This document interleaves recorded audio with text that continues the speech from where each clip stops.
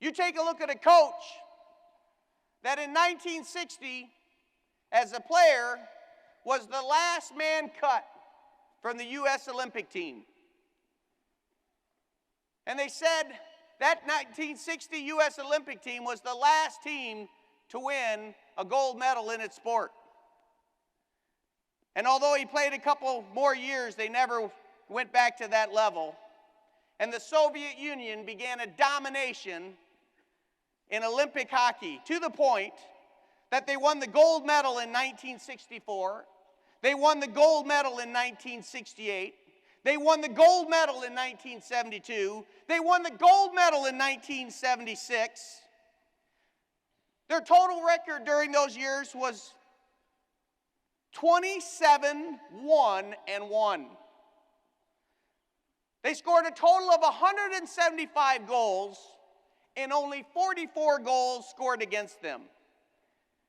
In 1980, in preparation for the Olympics, they beat the NHL All-Star teams 1 year before the Olympics 6-0.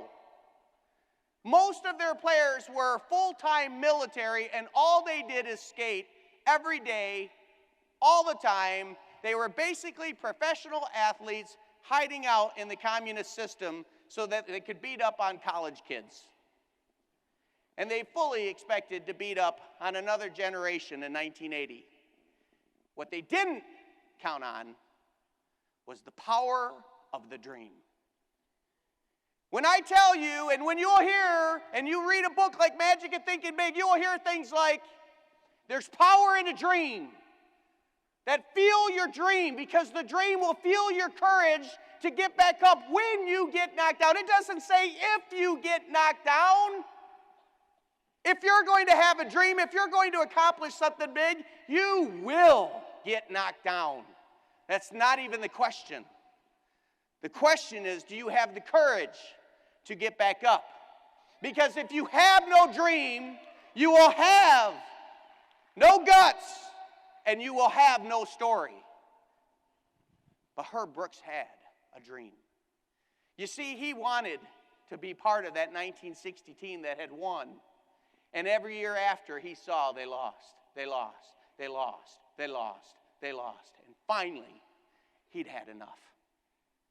And so he assembled a bunch of college kids, and not necessarily the most talented, but he assembled a team that he felt could work together. And he started to build them.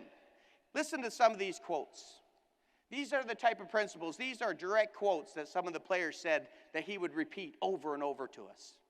One of them, he said, you can't be common. The common man goes nowhere. You have to be uncommon. Feeding the dream. He said, great moments are born from great opportunity. He said, this team isn't talented enough to win on talent alone. He said, you were born to be a player. You were meant to be here. This moment is yours.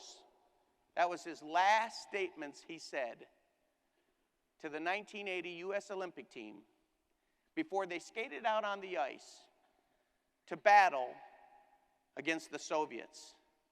Now, I want you to understand that in an exhibition match against this very team, the very team that Herb Brooks had assembled, against the Russians, against the Soviet team, less than a month before the opening of the Olympics, they had battled in an exhibition and had lost 10-3.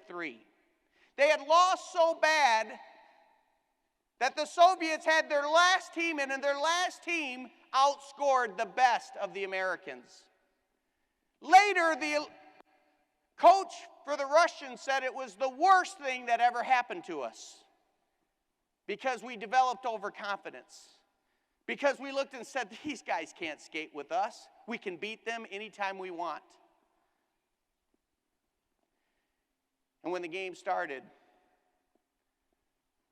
after a couple goals, after scoring a couple goals, the Soviet coach took out their not just all-star goalie, but a Hall of Fame goalie. This goalie made it into the Hall of Fame. The coach was so upset that he allowed the Americans to score a couple goals. He took him out. and through an amazing chain of events that all of us know through watching the movie Miracle on Ice. 20 years after winning in 1960 and after the dominating Soviet performance, the USA won again the 1980 Olympic gold medal in hockey. You see, all of the stats that I read you were all against these group of college kids doing it. But this coach had such a strong dream that he infused within his team, that they got a dream big enough and they started to actually believe something that the world would have told them is impossible. Because becoming a champion is uncommon. Of course it's against the odds, because the odds say the common man achieves nothing. So the question is, will you feel your dream? Because if you feel your dream, you break out.